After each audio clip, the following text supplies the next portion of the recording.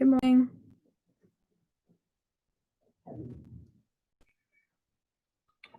I'm Miss Carla. I'm at the Fox Point Library, which is a branch of the Providence Community Library in Providence, Rhode Island. And yeah, oh, look at this.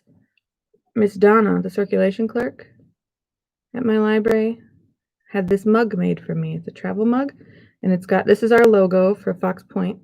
Our new logo, which was created by a professional artist named Marina Katayeva. She's originally from Russia, but now she lives in Fall River, Massachusetts. And that's my name. And then on the back, it says Fox Point Library, the Foxhole, because that's what Miss Donna likes to call our library. Isn't that cute? Very nice. Okay, let's go ahead and get started with Ghost Squad by Claribel A. Ortega.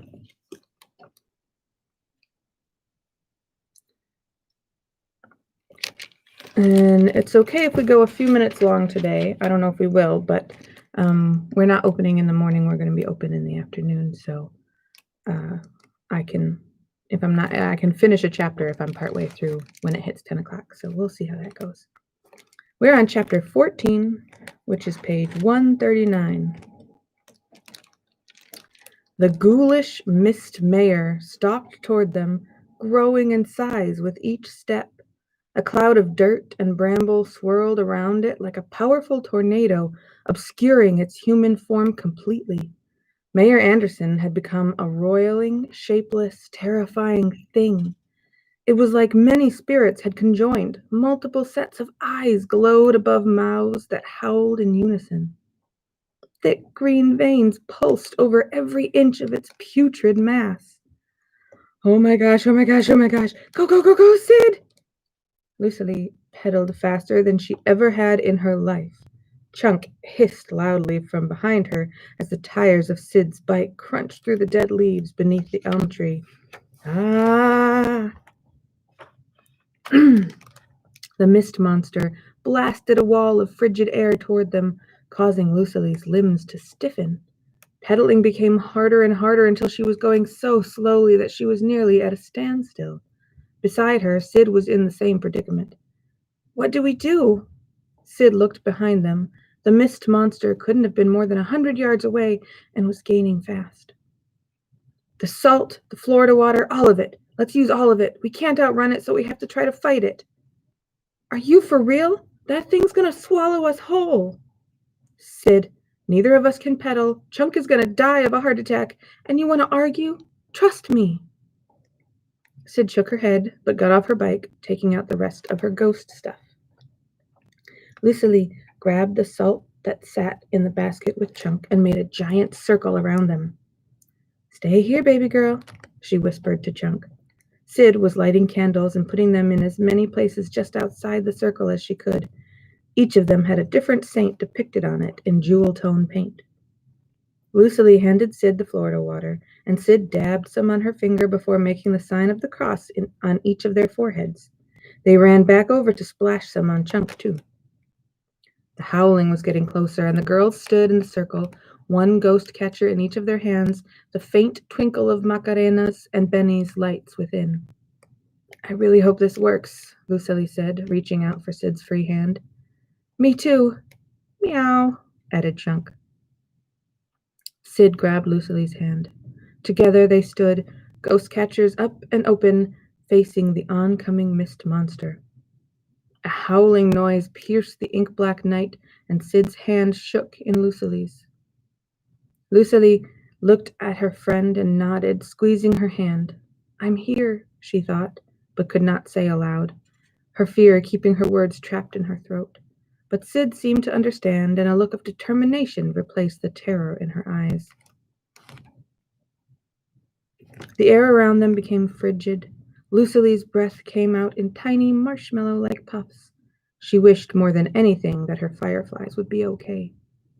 Now that they'd been this far from the tree for so long, she wasn't sure they'd even have the energy to help. She closed her eyes just for a moment and imagined her fireflies surrounding her and Sid, creating an impenetrable ball of light to protect them. The creature was before them now, taller than even the biggest tree in the cemetery, and it took every bit of Lucille's self-control not to run. "Don't leave the circle," said Sid through clenched teeth. "It's our best chance." Just as the words left her lips, the mist monster swooped down, shrieking as it barreled toward them, its howls mixing with the screams coming from Lucille, Sid, and Chunk. And just as fast as it had come at them, it was past them. Both girls looked back in unison, and then at each other. The creature rounded back, but just before it reached the circle, it was split in two, as if the protection circle had cut it in half. Its scream was blood-curdling, but still it was no closer to penetrating the circle. Chunk had escaped her basket and was now hissing at the monster, puffing up her fur to make herself bigger. The mist monster flew up so high Lucille could barely see it. Then, with one terrible scream, it dove straight down at them. Lucille screamed and held on to Sid with her eyes closed, too terrified to do anything but stand there. Again, the mist monster could not enter their circle. It opened its hideous mouth, thick green veins flashing as if it were lightning within the monster, and roared like a lion as close to their faces as it could get. The smell alone was enough to knock out an entire soccer team. Then it turned with the force of a tornado and headed back in the direction of the mausoleum. An eerie quiet blanketed the graveyard. Lucille's eyes remained half shut until a soft mew from Chunk gave her the courage to pop just one eye open. Sid was still holding on to her for dear life. "Sid, I think it's gone," she whispered. Sid opened her eyes and looked around. They were alone in the pitch-black night. Everything in Lucille's body told her to run, to go home. But if that monster attacked them, it was for a reason. Maybe it was protecting something here on these grounds. "Should we check out the church next?" Sid asked, reading Lucille's mind. She nodded in response, still too shaken up to say much. They walked in silence toward the church. Even Chunk was quiet. The only sound was the night air whooshing softly and the occasional crunch of gravel or twigs underfoot. Lucille's stomach tightened with anxiety when someone cleared their throat, just next to her ear. "Ah!" Lucille jumped back and spun around toward the noise. Standing there in the dark was a man. He was wearing a fancy suit that didn't look like anything from this century and holding a hat to his chest. "Excuse me, miss. Sorry to have frightened you. Have you seen my teeth?" The man, or ghost rather, smiled and showed them he was missing several teeth. Lucille grabbed Sid's hand and turned to run, but the ghost simply swooped in front of them with a distressed look on his face. "It's quite rude to walk away when someone asks you a question, dear. I only require assistance with my missing teeth. My name is Judge John Stickney, 1882. Pleased to meet you." I'm Lucille, and that's Sid." Lucille figured that if this ghost meant to hurt them, he already would have. And she didn't get the strange, awful, cold feeling she did with the mist monster. He was more like her fireflies, dead, but just slightly see-through. "Is 1882 when you were born?" "Oh, no, that's when I died." A stricken look crossed the judge's face. "And those terrible thieves stole my gold teeth. You haven't happened to see them, have you?"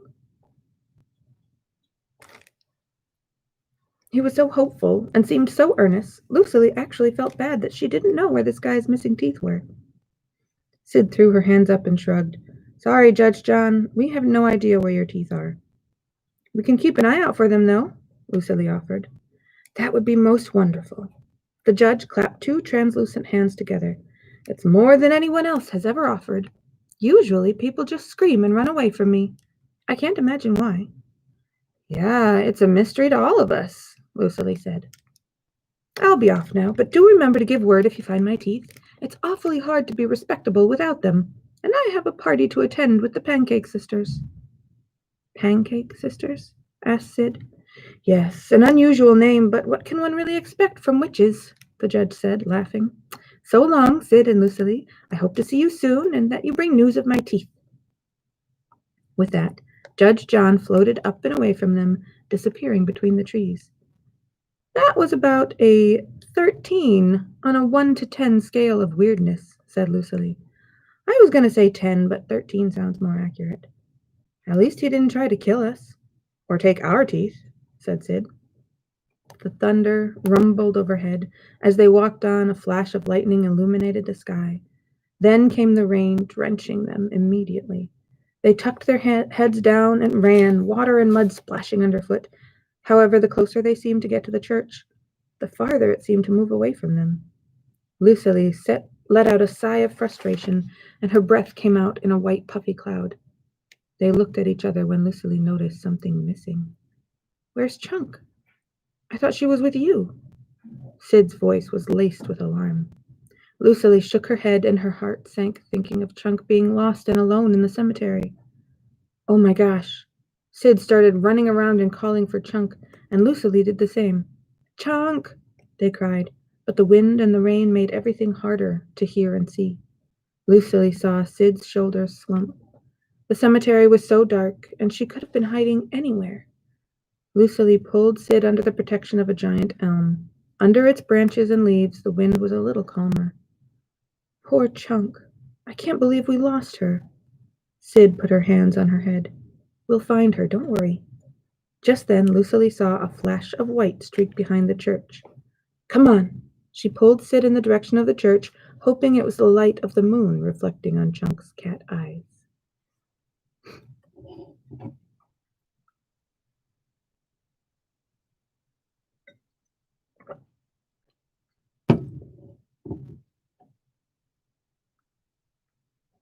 Chapter 15. When she was 10, Lucily had watched a scary movie that, looking back, wasn't very scary at all. Still, she'd had nightmares for a week. Every night, the monster from the movie would come to her in her sleep, jagged teeth gleaming, eyes red, horrible black claws. It wasn't until Mama said a protection prayer over her and instructed her to cross her slippers in front of her bed at night that the nightmares stopped. However, Lucily would have gladly traded her nightmare monster for whatever was staring down at them now. Everything about this creature was terrifying. Its gargantuan mass was covered in scales like a dragon, except the scales were see-through, and its eyes glowed green and red. The spirit seemed to be searching for something. For them? Exhaling steams of white-hot flames into the air and setting the trees around them ablaze. Lucily grabbed Sid's hand and sprinted toward the church. Oh gosh, oh gosh, oh gosh, we're gonna die, Sid screamed as they ran. Don't talk like that. Goonies never say die, remember? Lucily tried one of the doors of the church, but it was locked. Come on, Lucily said as they searched for another entrance. The ground trembled beneath them, and the sight of the dragon spirit on their heels sent a fresh wave of terror through Lucily. Streams of fire licked the ground around them as Lucily tried another door. This one wasn't locked, but it was heavy. Sid and Lucily each grabbed onto one of the handles and pulled as hard as they could. Rah! The monster was on their side of the cathedral now and closing in on them. It shot a stream of fire in their direction, singeing the end of Lucily's sweatshirt. Pull, Sid, as hard as you can on 3. Sid nodded frantically, sweat flying from her face as she did. 1, 2, 3, Lucily yelled. Just as the dragon opened its mouth and took aim at them again, the door groaned open enough that they were able to slip inside. Lucily slammed the heavy door shut and jammed the thick metal lock into place. They crouched beneath one of the pews toward the back of the cathedral, trying to steady their breathing. What are we going to do now? Sid whispered, wiping tears and sweat from her eyes. I don't think that dragon thing can get in here, said Lucily. But we should be ready in case. As quickly as they could, Lucily and Sid began making a safety circle around themselves. Once their salt circle was complete, they started lighting as many candles as they could before the monster got too close. The entrance to the church rattled violently. The dragon spirit seemed to be ramming against the doors repeatedly, causing them to splinter. Howls of rage erupted from the other side. It's gonna eat us, Sid said. It was nice knowing you, Lucy. We're not gonna die. Not tonight, not like this, Lucily said, with more conviction than she felt. She wouldn't let Sid feel afraid if she could help it. She could do that, at least. Sid nodded in her direction and took the ghost catchers out of her bag, handing one to Lucily and holding hers open. "Put your catcher down right outside the circle," Sid said. "What about Macarena and Benny?" Lucily asked. She had been so busy being scared out of her mind that she had forgotten all about them. She didn't think any of her firefly family had been away from the tree for so long, and her heart lurched at the thought of them being hurt. "We're okay." Macarena's voice floated toward Lucily. "This is more fun than I've had in 20 years. Benny's voice came from his catcher. "Maybe the Florida water will keep them safe too," suggested Sid. "I hope so," Lucily said. "Okay, so what are we going to do if it doesn't work? Hide? Or run? Anything but stand here and get turned into barbecue." "Rah!" The monster's shriek reverberated throughout the church from behind them, its head now halfway through the splintered doors. Flames erupted from its open mouth, setting a few pews on fire. They broke into a run, narrowly missing the monster's attack and leaving their catchers behind.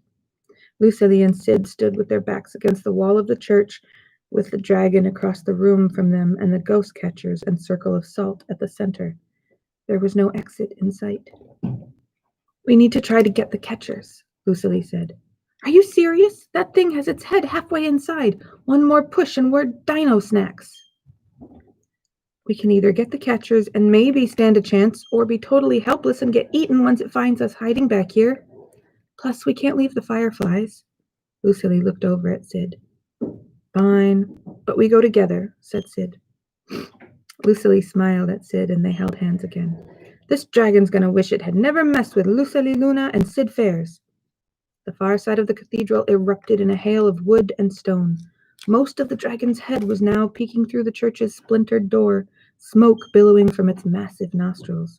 The dragon roared just as Lucily and Sid attempted to sneak past the organ, startling them both backward and onto the organ's massive keys. The pipes blared out a loud, disjointed note, catching the dragon's attention. It turned on them and let out a violent jet of flames. "Duck!" Lucily shouted, and they both dove for the floor, narrowly escaping the fire.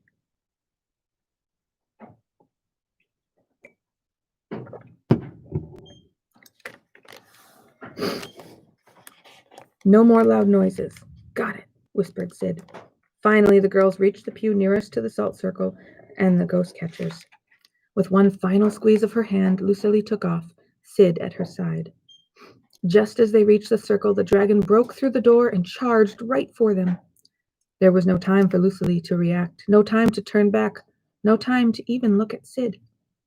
Lucily closed her eyes and threw her arms up in self-defense, ghost catcher in hand. Then a warm light rushed past her. "Back, foul beast!" a familiar voice commanded. Lucily opened her eyes to see Babette standing between them and the dragon, a wand held up to the creature's snout. The dragon scuttled back, sneering at them. It took one tentative step forward, looking scared for once. "One more step and I'll turn you into a rain cloud, you oversized iguana," Babette spat. As if to challenge her, the dragon moved to advance. Babette made a circle with her wand and a wave of purple light pulsed out at the monster. It bayed, throwing its massive head back and attacking them with another rain of fire.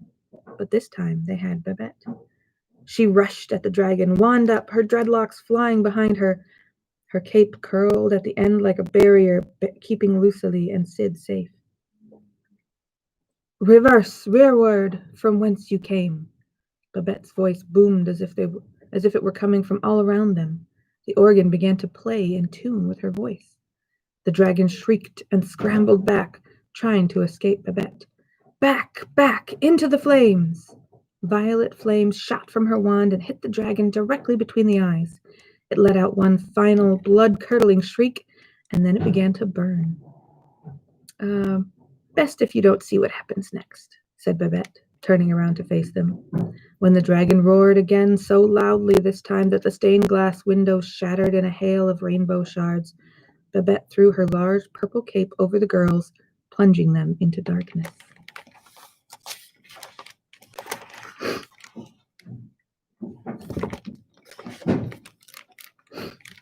Chapter 16. Babette loomed over Lucily and Sid, pacing back and forth in a silent rage as they sat petrified in her living room.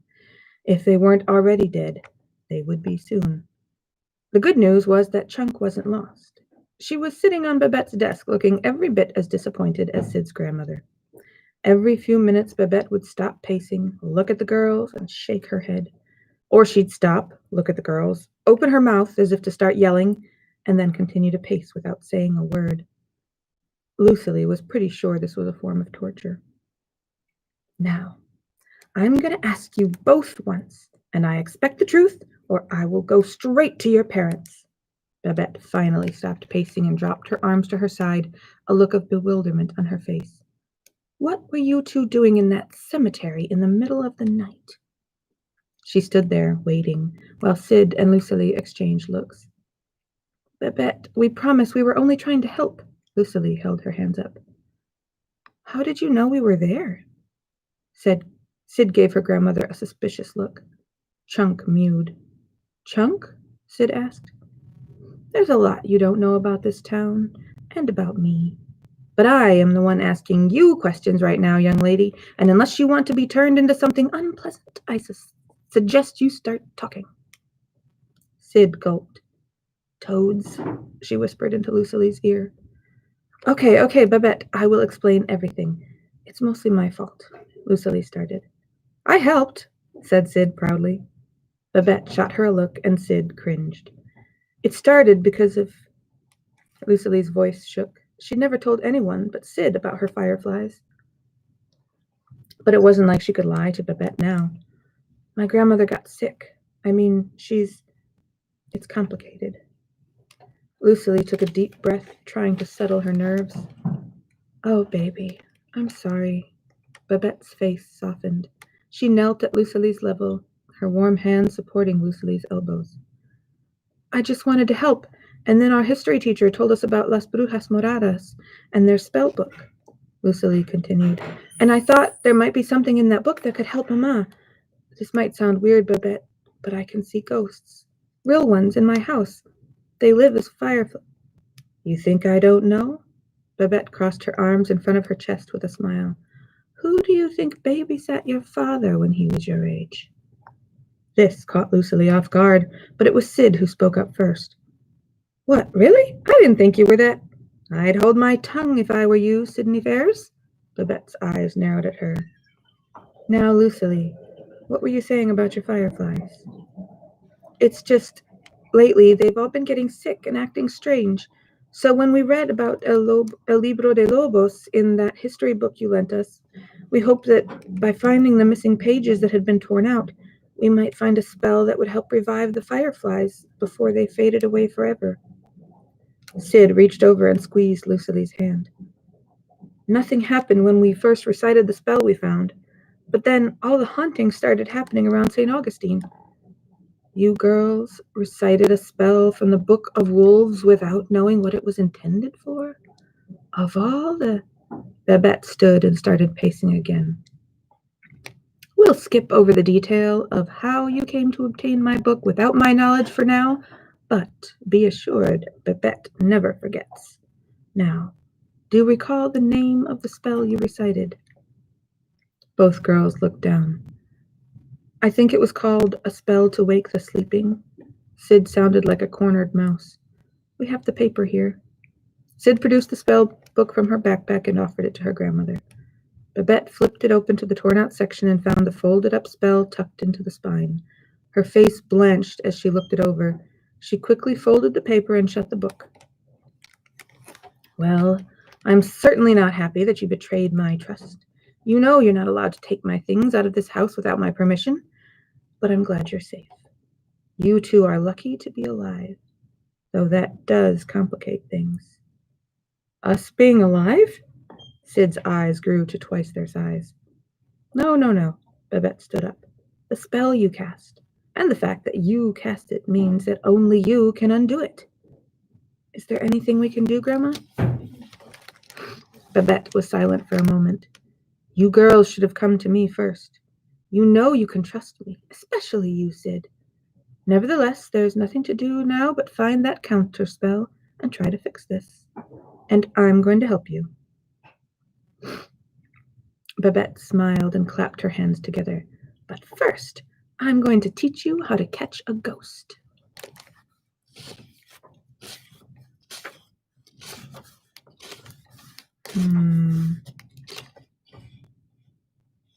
The next chapter is kind of long, but I want to find out how to catch a ghost.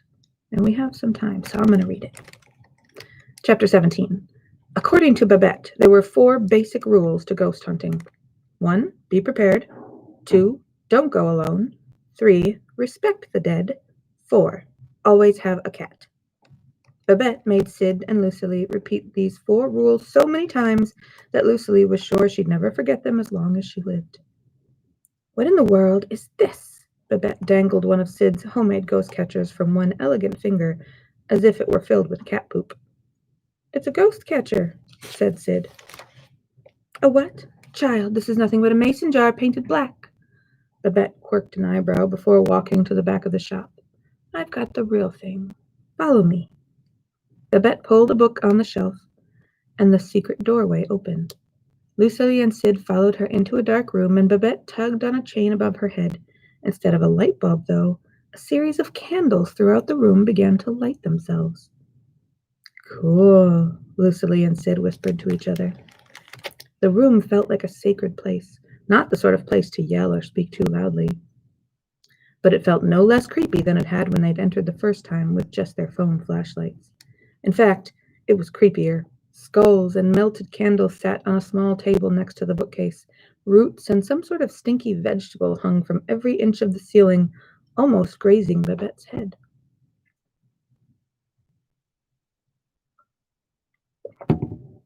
Now, where did I leave that? Ah, here it is. Babette took a heavy-looking book down from the shelf with both hands. "Magic is like cooking. Your outcome is only as good as your recipe, only as good as your ingredients, and confidence in the kitchen, and only as good as your tools." She walked out of the room, Lucily and Sid trailing her. Babette set the book down gently on the table out in the library and opened it. "This is the Spectral Master 4000. It's made of haunt-proof leather and can catch up to 100 ghosts before needing to be purged," Babette said. "I never knew Babette was a ghostbuster." Lucily shook her head in awe. I am not a ghostbuster or a scientist. I'm a witch. It might have a techie name, but the Spectral Master 4000 is very much tied to magic. I just thought I might be able to sell them on eBay someday, and I needed something catchy to call them." The book had 3 tiny buttons on it: catch, contain, and release, along with one light beneath each word. It had what looked like a heavy latch on 2 ends and a handle on the spine. "How does it work?" asked Lucily. "You have to get the ghost to float over it while the catch mechanism is engaged." Babette pointed to the button. "That sounds simple, but the button only stays engaged for 30 seconds. Then the trap reboots itself, and it won't work for another 2 minutes. "Why did you make this so complicated?" Sid let her head fall to the table. Babette bristled. "Containing magic is hard enough, let alone figuring out how to catch a ghost in the first place. Besides, this is better than those raggedy mason jars you were using. This actually works. We just have to be smart about how we set the trap." "I'm sorry, did you say we?" Sid didn't bother to lift her forehead from the table. "Yes, we. I'm not about to let you girls go looking for the rest of those spells on your own. It's dangerous," Babette said. "You need a guide, someone who knows what they're doing. Besides, I'm old and bored. Now, let me see what else you have in that bag of yours." Sid carefully laid out all her stuff, and Lucily took her amulet from her pocket and put it on the table next to the other mason jar, the Florida water, the salt, and the candles. Babette picked the amulets up one by one and weighed them in her hands. Then she held them up to her ear and shook each one before putting it down. She nodded in approval before moving on to the other items. "This is all fine, except for the mason jars," she said. Sid scowled. So much jar hate. "If there's only one Spectral Master 4000, how are Sid and I supposed to help?" asked Lucily. "You will each have your own, but it won't look like this." Babette sat with a flourish, her long dress fluttering behind her as she settled into her clawfoot chair.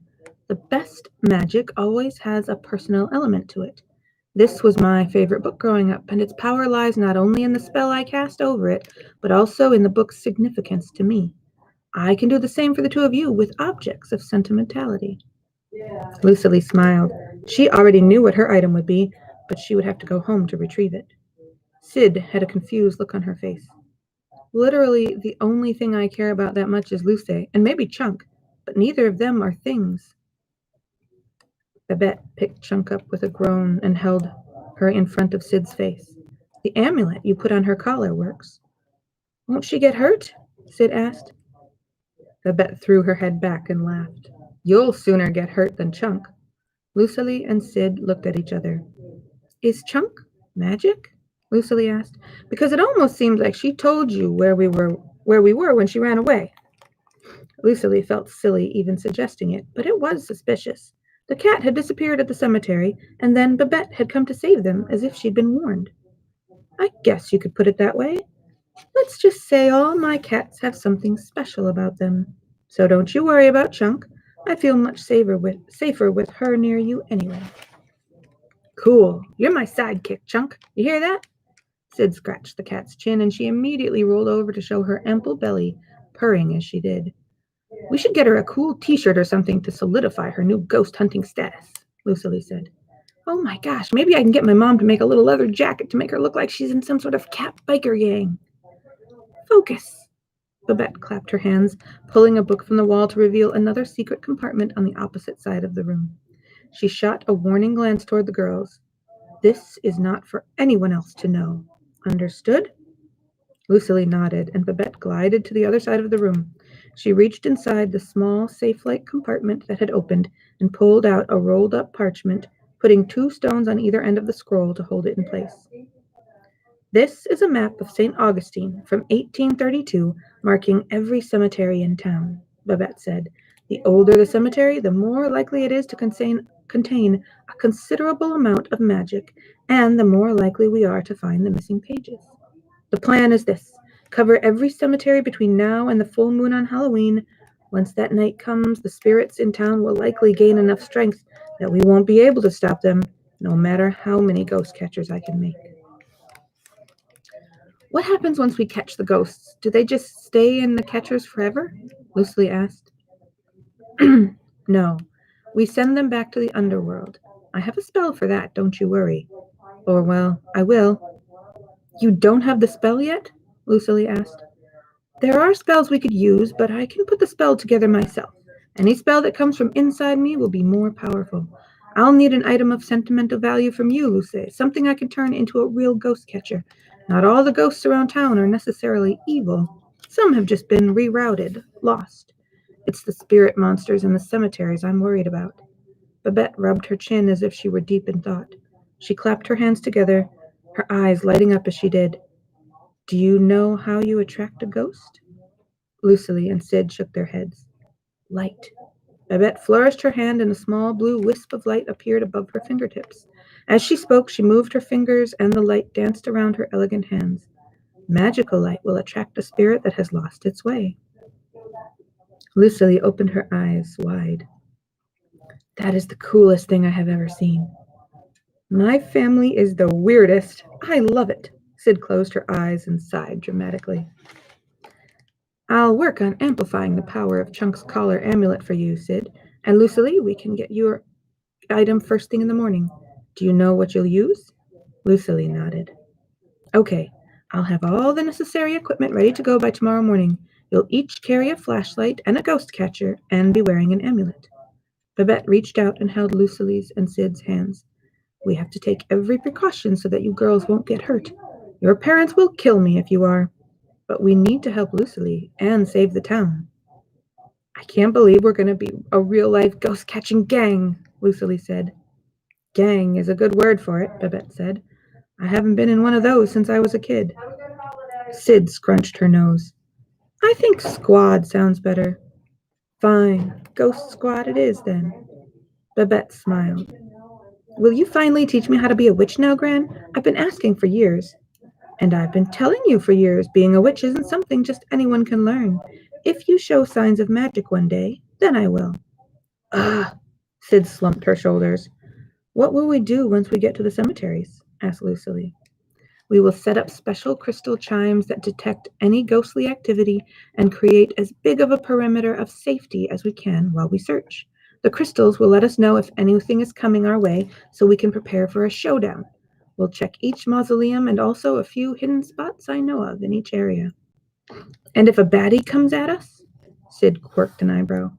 You open your traps, press the button, and run like a pack of hornets is on your tail, Babette said, laughing. We can't just leave you to face them alone, said Lucily. You sure can, and you will, or the deal is off. Babette was firmer this time. You need more than just run as a defense. What if your spells don't work, or you get overwhelmed by ghosts? Then what? Sid asked. Babette sighed, clearly exasperated. I will think about it, but you do make a valid point, granddaughter of mine. I have an idea. Something I'm not sure you'd feel comfortable with. Babette turned to Lucily. Would you be able to bring a few of your fireflies? Your gift of sight might be enhanced with them around. Sight? Lucily arched an eyebrow. The ability to see the other side, to see the spirits. Right now, there is a surge in supernatural power because of the spell, but normally, people wouldn't be able to see beyond the veil. You can. It's a gift. My father, he said he could see them too when he was younger, Lucily said. Gifts and curses are usually passed on, Babette smiled. Lucily is pretty weird. It's why we're best friends, said Sid, puffing up her chest proudly. Yes, well, birds of a feather, Babette waved her hands around. As I was saying, Lucily, would you be willing to bring a few of them with you? Lucily bit her lip. So long as they'll be okay. But do you really think they'll be able to help at all? Babette opened her eyes wide. They'll be able to fight, spirit versus spirit, to protect us and to push the ghosts back, returning them to their resting place. Wow, Sid and Lucily said together. And here I thought they were only good for being Lucily's sole friends besides me, Sid joked. Lucily pushed her playfully. Shut up, Sid. I just never thought of the fireflies as ghosts in the same way the scary ghosts from the cemeteries are. I mean, they're not scary, not usually anyway. Not before the past few weeks. Does it matter which fireflies I bring? If there are any you think might be especially good in sticky situations, bring them, Babette said. Lucily nodded, thinking of who would be best. Celestino came to mind, her uncle who made booby traps. Tia Milagros could put the fear of God into anyone's heart, and of course she'd bring Frankie, who had already saved them once. She tallied all the ghosts who might be helpful to her. By the time she wrote down all the names, she had 15 on a list. You think this will be enough? Lucily asked Babette, holding up the list. I think this is perfect, Babette smiled. And Lucily, there's something I need to tell you, both of you. Now Babette sounded deadly serious. The spell you found from my book, it wasn't actually from my book. I mean, it was, but someone had altered it. They corrupted the spell, turned it into a deadly curse. Who would do something like that? Sid asked. Lucily looked at Sid, clearing her throat. We saw the initials E.B. written next to the spell. Do you know who they could have belonged to? Babette was quiet for a long time, a faraway look in her eyes. I do know of someone, but she died long ago. Her name was Eliza Braggs, a member of the Daughters of the American Revolution with a staunch hatred for anything she deemed unnatural. She publicly accused Las Brujas Moradas of hexing her son, among other unexplained events, none of which was ever proven. Then she gathered a mob of townspeople and drove the coven out of Saint Augustine for good. Her attention snapped back to Lucily and Sid. What Eliza did was cruel, but she's long gone now. An air of silence fell over the room, and Lucily realized that they hadn't told Babette about Mayor Anderson and what they'd overheard at City Hall. Is it possible that she could be behind all this? Lucily asked. Like trying to exact revenge or something? What do you mean? Babette asked. So we sort of spied on Mayor Anderson a little during our school trip. Lucily braced herself for yelling, but instead Babette just nodded as a signal to go on. We saw him the first night in the cemetery when we recited the spell. At least we're pretty sure it was him. He went into the mausoleum after we'd run out. So we decided to eavesdrop on his office at City Hall, Sid added. And we overheard a bunch of voices plotting some sort of attack at the Halloween festival this weekend. Sid pulled the recorder out of her backpack and played the mayor's conversation. And maybe it was fear making me hallucinate, but I'm pretty sure the dragon mist monster looked just like him before he transformed into Drago, said Sid. Drago? Babette hitched an eyebrow. Just a nickname I came up with for the dragon monster. You gotta admit, the thing was pretty cute. Babette let out an exasperated breath. Try not to become attached to the monsters attempting to kill us, Sid. But that is troubling. We can't be too careful. Stay away from Mayor Anderson. Even if he doesn't seem like a bad guy, it's possible he may be wrapped up in something nefarious, whether this has anything to do with Eliza Braggs or not. No more spying. It's too dangerous. The look in Babette's eyes left no room for negotiation. If this is Eliza, there must be a reason she led the two of you, someone with the gift of sight and someone with just possible ties to witchcraft, to recite the spell. Babette looked at Sid, who was beaming. Whoever's behind this seems to have it all planned out, so be extra careful and trust no one. All right, that's the end of the chapter. So it's Wednesday, so next Monday, the library will be closed, but I will still do the reading from home, probably in the afternoon, but I will try to post by Sunday what time to expect it. We're on page 172, and there are 237 pages left, so we're probably looking at another 4 days of reading, maybe. We'll see how it goes. Did anybody else kind of suspect that Babette was going to show up and save the day? I figured she would somehow find out what was going on. I love it when that happens. Also, it occurred to me, they're not underwater. I thought they looked like they were underwater, but this is all ghosts, and this is the mausoleum, probably.